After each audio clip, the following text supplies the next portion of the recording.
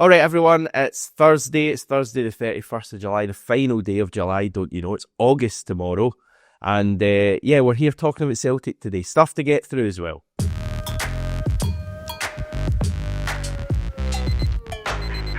So the UEFA Champions League second qualifying round concluded last night. There were victories for the likes of Paphos. They beat Maccabi Tel Aviv. Very well done to Paphos. Delighted to see that.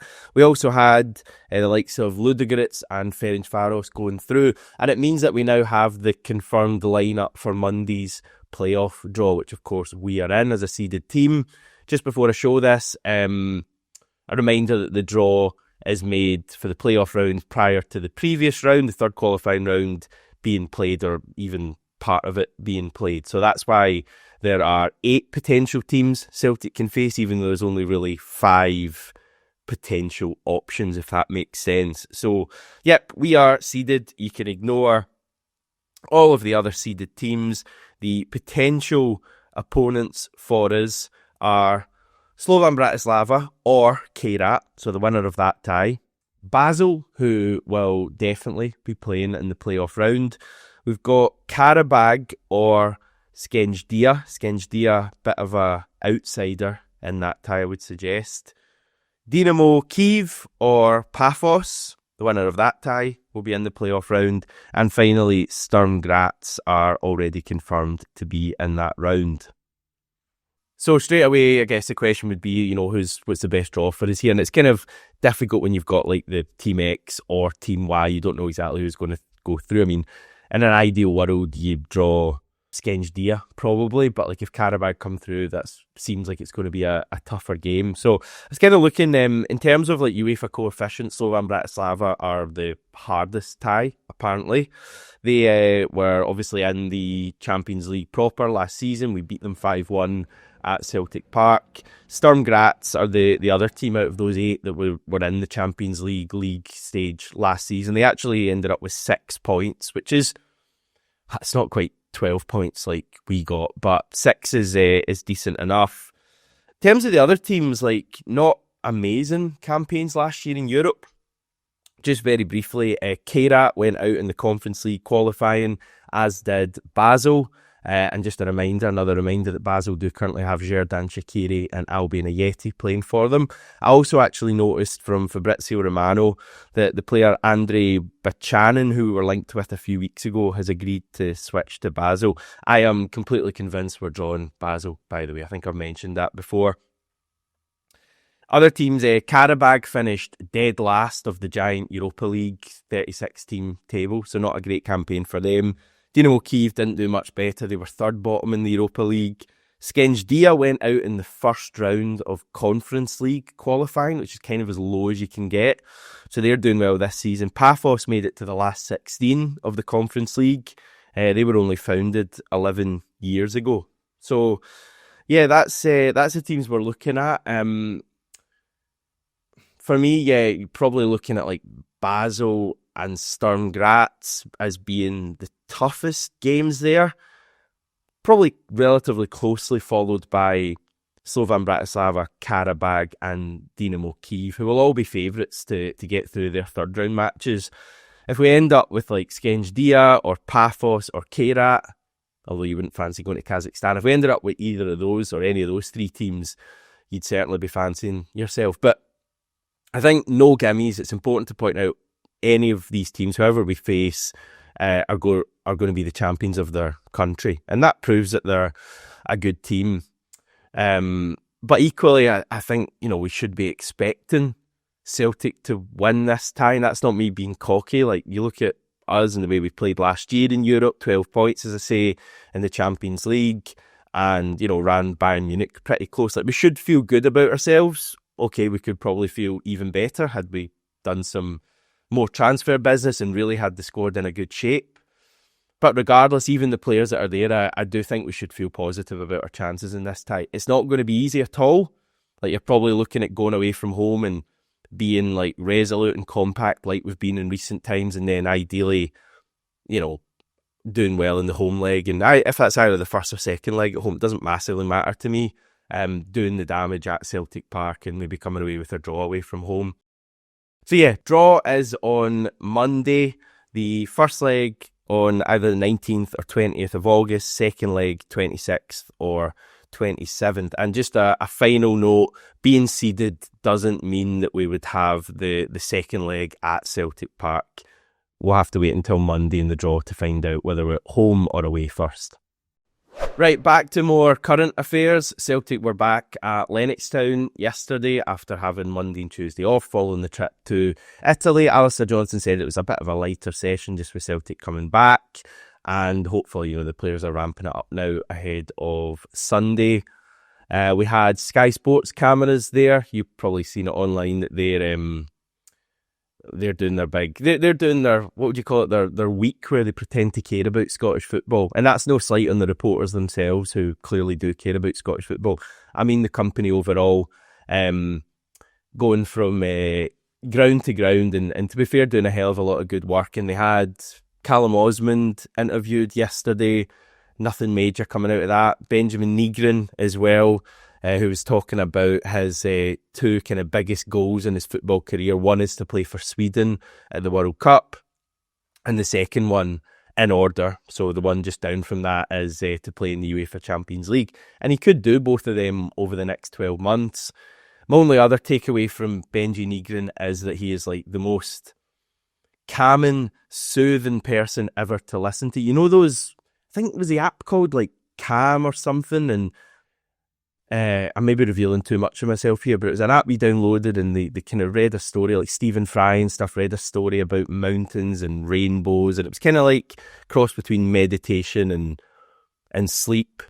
What's the point I'm making here? Yeah, Benjamin Nygren would be like the ideal voice for something like that, because he's just like so relaxed when you listen to him.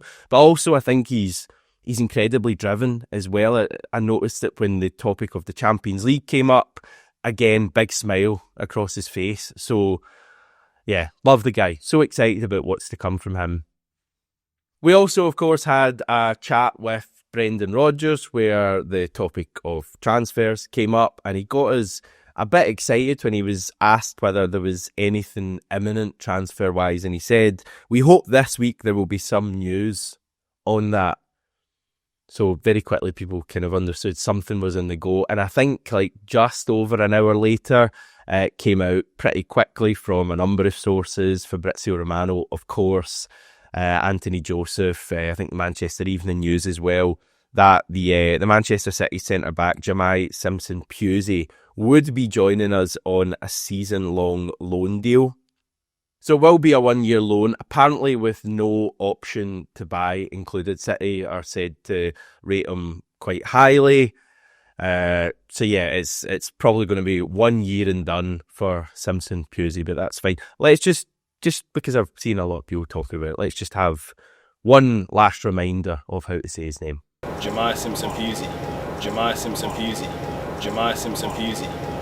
So Simpson-Pusey, or as people are already starting to call him, and I did the other day, JSP, and that's not a new nickname to him because I nipped on his Instagram quickly and he has a JSP plastered on that a few times. So, yep, that's what he'll be known as. He is a centre-back, a right-footed centre-back. I think mainly plays on the right side of centre of defence, but also appears to be able to play on the other side as well, which is pretty crucial if he's going to play alongside Cameron Carter-Vickers, who kind of has that right centre-back spot nailed down.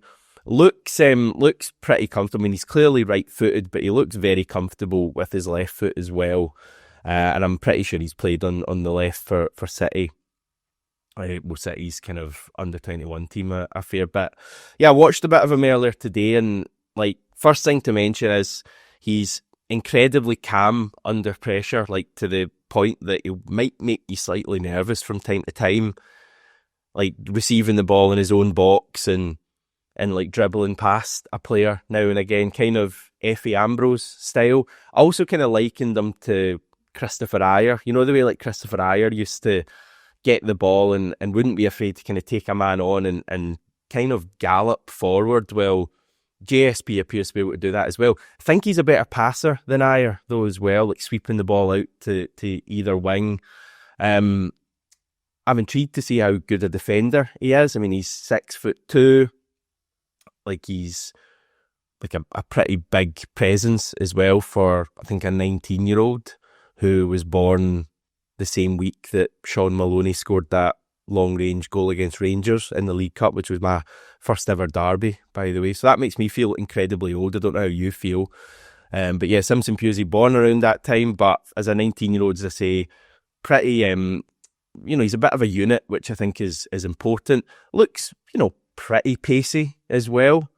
I'd be interested to find out just how pacey he is, because obviously that'll allow us to play a high line or whatever.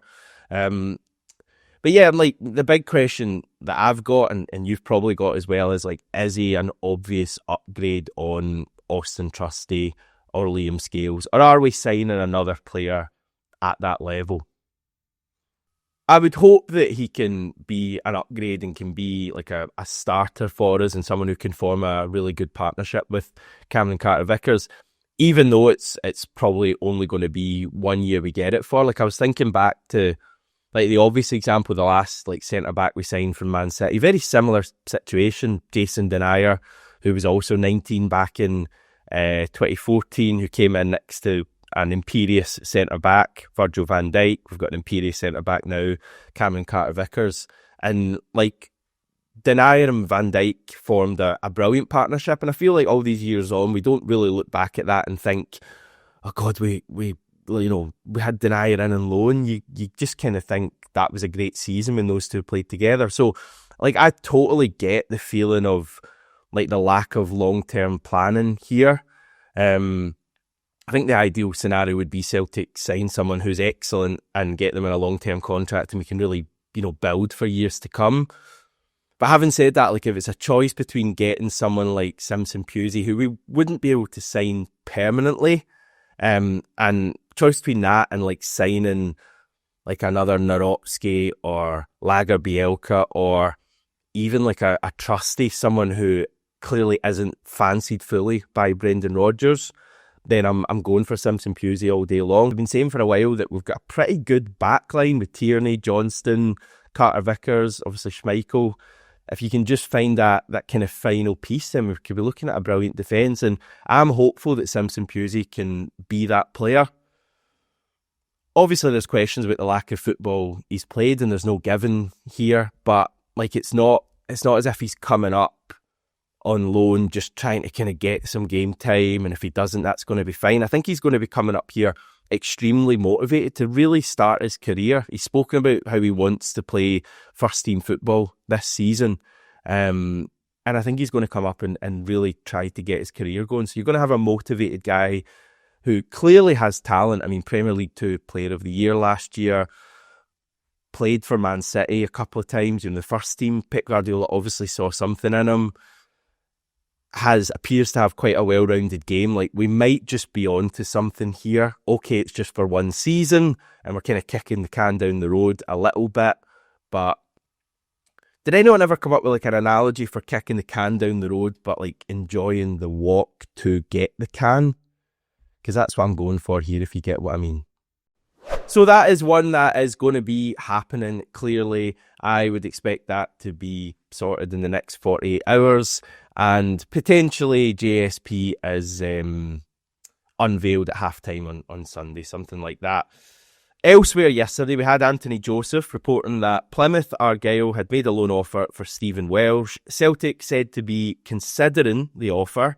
Welsh spent last season on loan at KV Mechelen, who tried to make the move permanent this summer, but couldn't reach an agreement with the Hoops. I did also see Mark Henry reporting that Plymouth Argyle have offered like a future buy clause as well in the Stephen Welsh stuff. Welsh is back. He played in they play against Al Ahly after picking up that injury in Cork. I think people feared for his season and feared for him being able to get a move. So it's good that he's managed to get back and clearly just wants to go get out and get playing. And I think that will happen at some stage before the end of the window. I think Marco Tilio will leave as well when we eventually sign a winger. No smart comments, please. And that's basically like the whole kind of former signings unfancied by Brendan Rodgers kind of moved them all on, which is, decent work from the club. I think Odin Holmes back in December, but for the next 4 or 5 months, we should be pretty well sorted. Just loosely on that topic, Hacksaw got in touch yesterday asking, can you do a Champions League squad video? Should shed some light on how much business is left. No, I'm not going to do a full video, but I will tackle it briefly here. So just a quick reminder of the European stuff. We've got a main list, which is what they call the List A. You can have up to 25 players on that list. 8 of those spaces are reserved for locally trained players. So either club trained players who have come through the Celtic Academy, or association trained players who have come through other clubs. And of those 8, you can't have more than 4 of them being like from another club in Scotland. So yeah, I jotted down the squad, including Simpson-Pusey, and I ended up with 27 players. So I've cut Marco Tellio, who I think is pretty unfancied by the manager, and also cut Callum Osmond, who probably just more process of elimination. He's probably our 4th choice. Well, there's no probably about it. He's our 4th choice striker at the moment. So going into a 2-legged tie, he's unlikely to play. So that would give us a squad of 25. Just for those of you listening on the podcast. Goalkeeper, Schmeichel, Sinizalo, Duhan. Defenders, Johnson, Scales, Trusty, Carter-Vickers, Inamura, Murray, Ralston, Welsh, Tierney, Simpson-Pusey. Midfielders, Nygren, McCowan, Engels, Bernardo, Hatate, and McGregor. And attackers, Idah, Yang, Yamada, Kenny, Maida, and Forrest. 8 homegrown players in there too. 7 from our academy, Duhan, Murray, Ralston, Welsh, Tierney, McGregor, and Forrest.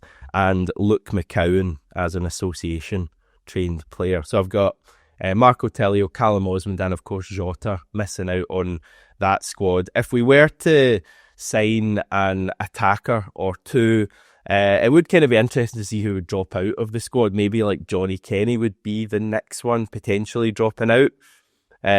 Possibly, dare I say it, someone like Austin Trusty as well. So there might be some decisions for Brendan Rodgers to make if we do indeed ever make any attacking signings.